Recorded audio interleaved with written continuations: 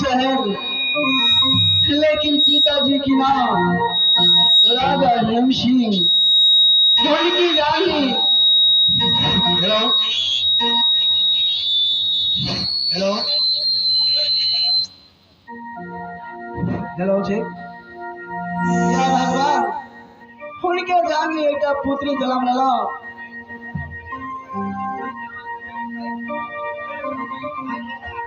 Hello जी, या भगवान या उनकी जागी एक पुत्र जन्म लेना, लेकिन पिताजी नाम रख दिया भगवान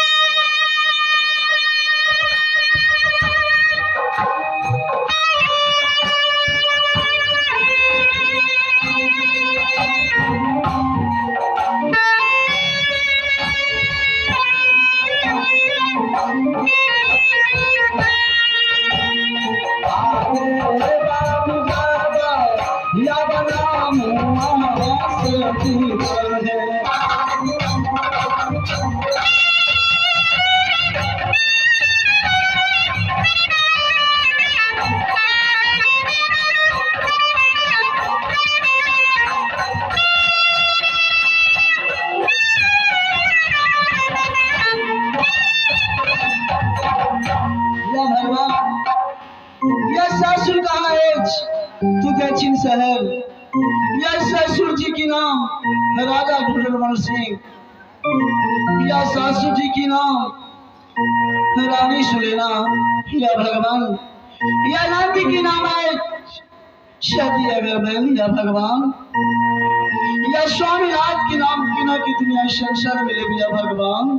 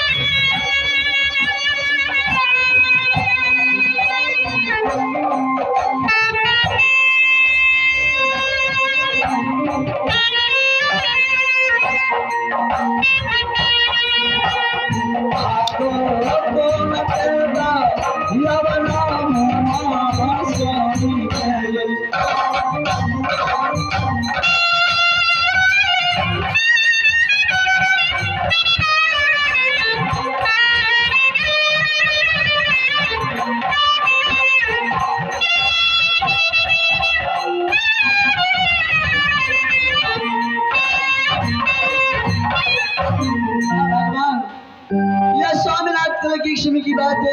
स्वामीनाथ के लखे सती तू हमरा 2 दिन के लिए छुट्टी दे, या तीसरा रोज हम अवश्य अब लौट के, या परमात्मा स्वामीनाथ के लखे सती हमारा हाथ के मुद्रिका है सिर्फ तो पूछत पाछत तू दक्षिण शहर में जीवन सबसे पहले माँ सुनना की अंगूठी देखा दबा तब तेरा पुतलो पुकार के या दक्षिण शहर में रखत हमरा 2 दिन के छुट्टी दे, या परमात्मा या 2 दिन के बदला चौथा दिन बीत रहा है अखिन रिक्शा नहीं ले छी, या परमात्मा। हेलो वीरेंद्र जी, मेला कमेटी का अध्यक्ष साहब, आप अपने घर में जाकर सो गए हैं। मेरा मुसीबत क्या पड़ता है, आप यह जितना कमेटी है कोई नहीं सोचते हैं। मेरे कलाकार सभी को सब चाय पीने के लिए तरस रहा है। आप घर में जितना कमेटी जाकर सो गए हैं, तुरंत 20 कप चाय स्टेज के आने मेकअप रूम में जल्दी से जल्दी भिजवाने का कष्ट करेंगे।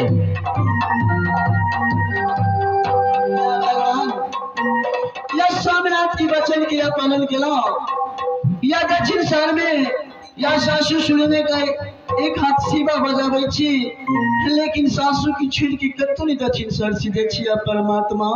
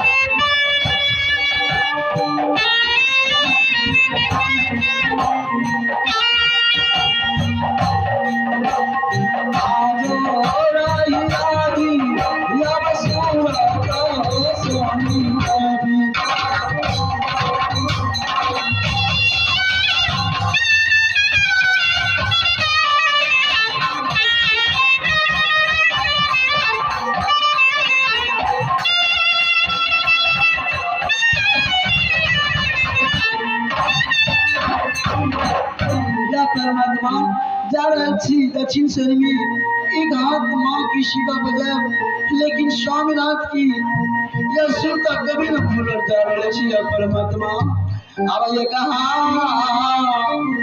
फंसे बादल बहुना बादल को सुना